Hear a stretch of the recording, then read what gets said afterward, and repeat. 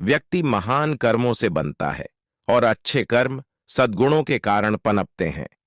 अच्छे गुणों का विकास कभी एक दिन में नहीं होता। किसी भी महापुरुष के जीवन में उनकी परवरिश का विशेष योगदान होता है। सामान्यतः माता की सीख ही मनुष्य का सर्वांगीण विकास करती है। इसी कथन पर आधारित एक कहानी आपके सामने प्रस्तुत है कि कैसे बाल्यकाल में हुई छोटी छोटी घटनाएं व्यक्ति के भविष्य का निर्माण कर जाती हैं।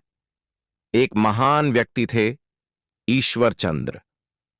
उनके जीवन में उनकी माता का बहुत योगदान था। जब वे छोटे थे तब उनके घर के पास एक व्यक्ति बहुत गंभीर हालत में हुआ था। उसके पास ना खाने को पैसा था, न ही अपने इलाज के लिए कुछ था।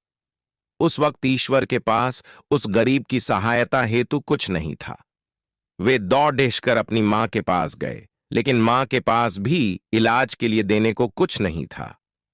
तब मां ने अपने आभूषण निकालकर पुत्र के हाथों में रखे और कहा, बेटा इन्हें बेचकर उस रोगी की मदद करो। तब पुत्र ने कहा, मां, ये आभूषण तो तुम्हारी मां ने दिए थे। ये तुम पर बहुत अच्छे भी लगते हैं और तुम्हें प्रिय भी हैं। तब ईश्वर की मां ने उसे समझाया, यह आभूषण देह की शोभा बढ़ाते हैं, लेकिन किसी जरूरतमंद के लिए किया गया कार्य मन और आत्मा की शोभा बढ़ाता है। ये आभूषण ले जा एवं उस रोगी का उपचार कर। जब तू बद्दहा होगा तब मुझे यह आभूषण बनवा देना। कई सालों बाद जब ईश्वर अपनी पहली कमाई लाया तब उसने अपने मां को आभूषण बनवा कर दिए और कहा, मां, आज तेरा कर्ज पूरा हुआ। तब माता ने कहा, बेटा, मेरा कर्ज जब पूरा होगा तब मुझे किसी जरूरतमंद के लिए आभूषण नहीं देने होंगे। संसार के सभी लोग संपन्न होंगे। तब ईश्वर ने अपनी मां को वचन दिया, मां, अब से मेरा पूरा जीवन जरूरतमंदों के लिए समर्पित होगा।